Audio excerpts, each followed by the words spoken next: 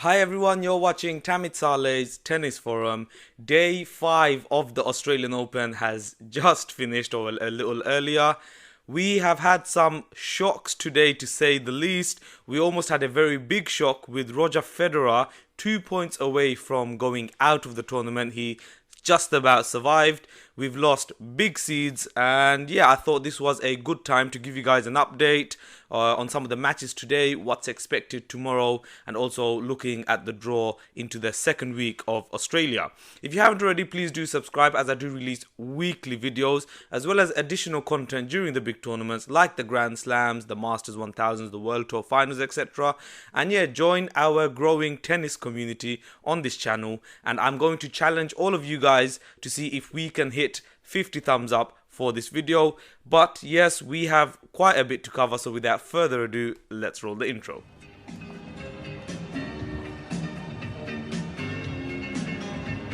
Today we will begin with the Roger Federer match. What an amazing match. It was over 4 hours. I believe it was 4 hours and 3 minutes long, and it finished at 12:48 a.m. local time. So yeah, almost 1 a.m. It was a 5-set match. Roger Federer came through 4-6, 7-6, 6-4, 4-6, 7-6. Of course, in the Australian Open, the final set tiebreak is a champion's tiebreak, so it's up to 10 and not 7. And I am sure Roger Federer is very grateful for that, because if you've seen the match, Roger Federer was losing that champion's tiebreak 8-4. So yeah, if Millman won any one of those next 4 or 5 points, he would have had match points. So yeah, from 8-4 down, Roger Federer strung together 6 consecutive points to win it 10-8 and break Millman's heart. It's also the second time they faced each other in a Grand Slam. Their previous meeting was in the US Open in 2018, where of course Millman won in 4 sets, very close sets, it must be said. So yeah, Roger Federer's made it 1-1 against him in at least the Grand Slams, and overall his head-to-head against Millman is now 3-1. One big thing from this match also is Roger Federer becomes the first ever man with 100 Australian Open victories. This was his 100th win in Australia, and what a win, it must be said, to bring that up. So Roger Federer in the match, some stats for you guys. He hit 62 winners, 16 aces, but probably most telling is that he hit 82 unforced errors. That is way too many. He's going to have to go. I know it was 5 sets, and so the numbers are always a bit higher, but 62 winners compared to 82 unforced errors. Yeah, that's not good. First serve percentage 1. Roger Federer 77%, but second serve only 57%. That's going to have to improve as well. Compared that to Millman, who had 68% first serves 1 and second serve 64%, so slightly higher than Roger Federer. Roger Federer, funnily enough, in the post-match interview, he actually said that when he was, 8-4 down, or he was losing badly in that final set tiebreak, he was already thinking that how he's going to deal with his press conference. Like, yeah, I tried well, I played pretty well, and yeah, as he said, to quote Roger, I was getting ready to explain myself in the press conference. So yeah, a little bit funny there. And yeah, Roger Federer just about survives this very, very big scare. And he will play Fucsovics in the 4th round.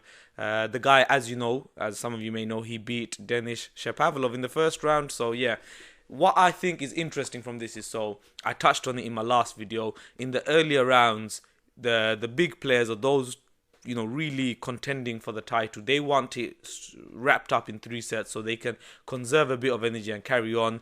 Roger Federer playing this 4-hour plus match in the 3rd round is not going to help him.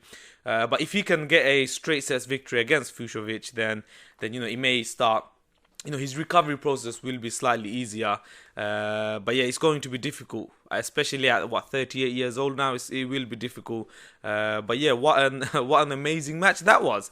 The biggest shock of the day, it has to be Stefanos Tsitsipas losing in straight sets to Milos Raonic. Tsitsipas, one of the contenders for the title, he won London at the end of last year. So a lot of people had high hopes for him. He was in Novak Djokovic's quarter. So it was the predicted quarterfinal lineup of Tsitsipas Djokovic, which many of us were looking forward to. That's not going to happen now. But yeah, he lost to Raonic 7-4, 6-4, 7-6. Straight sets. And yeah, quite a surprising result for Tsitsipas. It must be said, Raonic served amazingly, and his ground strokes were really good as well. Raonic hit 55 winners in that match compared to only 23 from Stefanos Tsitsipas. Raonic also approached the net a lot.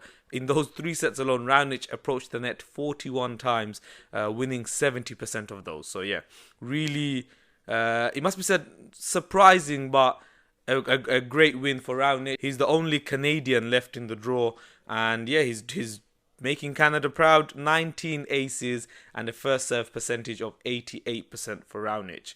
Tsitsipas, look, he'll need to move on from this. He's already said that he can now take defeats better. So what he was saying was, last year he reached the semi-finals of the Australian Open, and he said after his defeat to Rafa Nadal, it was tough for him to take and get his mentality back. He's saying he's already thinking of his next tournament. So yeah, that's what he's saying. He's going to drop a lot of points, as you know, reaching the semi-final. That's 720 points he will drop.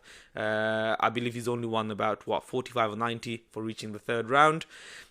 But he will remain 6th in the rankings unless Sasha Zverev wins the Australian Open title. That is very unlikely. So yeah, he'll keep his 6th seeding or 6th place ranking.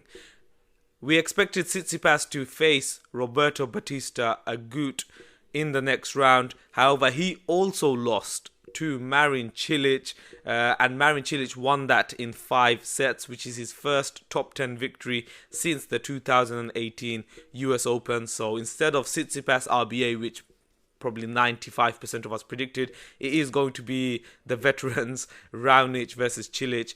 And it must be said, Novak Djokovic is probably quite happy at this. He probably would have expected to face Stefanos Tsitsipas in the quarterfinals, and if not Tsitsipas, then RBA, both dangerous players.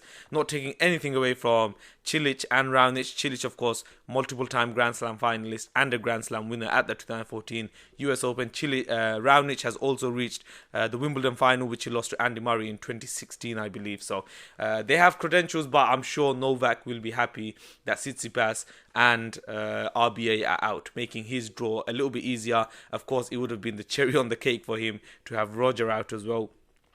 But yes, going on to the Novak Djokovic, quickly touch on it. He faced a second Japanese opponent in a row, having beaten Tatsuma in the previous round. He beat Nishioka in just as dominant fashion. He won 6-3, 6-2, 6-2.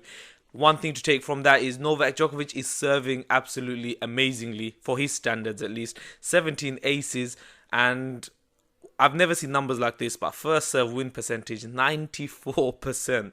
That's really quite something. And he himself has come out in the post-match interview and has credited his improved serving to his coach Goran Ivanisevic. But yeah, nothing really to write home about from the Novak Djokovic match.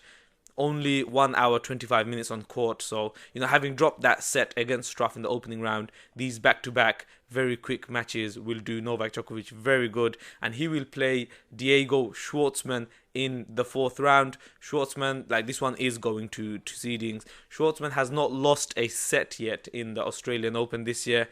But it's going to be a tough mountain to climb for Novak Djokovic, for Diego Schwartzman. He's never beaten Novak. Novak has a 3-love head-to-head against Schwartzman. So yeah, I'm looking forward to see how that plays out tomorrow. Tomorrow, the draw, so it's the top half of the draw. Rafa Nadal back in action from his previous match. I'm sure many of you may have seen it. If not, go check it out. He hit a ball girl square on the face, it seems, and his reaction was very nice. He went over there to check if she was okay, gave her a little kiss, and yeah, he's posted a picture on his Instagram with the little girl. So I thought that was a very gentleman thing to do from Rafa Nadal. But yeah, he plays fellow countryman Carreno Busta in the next round, and the winner of that match will face the winner of Kyrgios Khachanov, which is quite possibly the tie of the tie of tomorrow. That's going to be quite fun. But I expect Nadal and Kyrgios to come through. But let's see. This today's made it seem like be careful of any results. Goffin Rublev, another great match. Rublev, I have very high hopes for this year. He's already won 2 ATP titles already in 2019. So yeah, Goffin Rublev. This one's a bit of a 50-50. It depends, if Goffin comes out firing or if Rublev comes out firing, the winner will be from there. And Taylor Fritz versus Dominic Thiem. Fritz beat Kevin Anderson in 5 sets. I believe he came from 2 sets to love down as well in that match. He plays Dominic Thiem. That should be a interesting match. So Fritz and Riley Opelka for me are the future of American tennis. There is another American in Sandgren in the 4th round already. But yeah, Fritz team is Wawrinka also, and the winner of that will face probably Daniil Medvedev in the next round. So lots to look out for tomorrow. Today was a day of shocks, not just on the men's side, it must be said, on the women's side as well. Osaka lost to Coco Gauff, who's got her revenge from the US Open, and Serena Williams, probably the biggest shock, is out of the Australian Open in the 3rd round.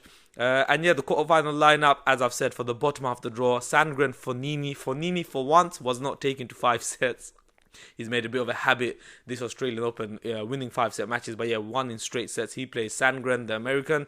Fucsovics, Federer, Raonic, Cilic, and Djokovic, Schwartzman. That's your 4th round lineup for the next day. But yeah, I'm just going to leave it there. This was just a quick overview of what happened in the last couple of days as well. If you've not seen the Federer match, I believe Eurosport on YouTube have uploaded extended highlights about 12 minutes long.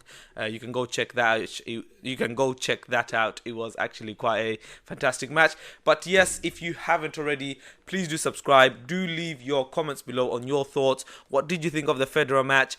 Is it now Novak Djokovic pretty much guaranteed to reach the final, with Tsitsipas, RBA both crashing out, and Roger Federer most likely fatigued from his match? Although, to be fair, if Roger wins his next 2 matches in straight sets, I doubt the 5 sets he played today will have an effect on the semi-finals. But please do share your thoughts. I always love to hear what you guys have to say. And yeah, this is like a tennis forum. It is meant for everyone to share their thoughts. And yeah, thank you very much for watching this video. Have a good day.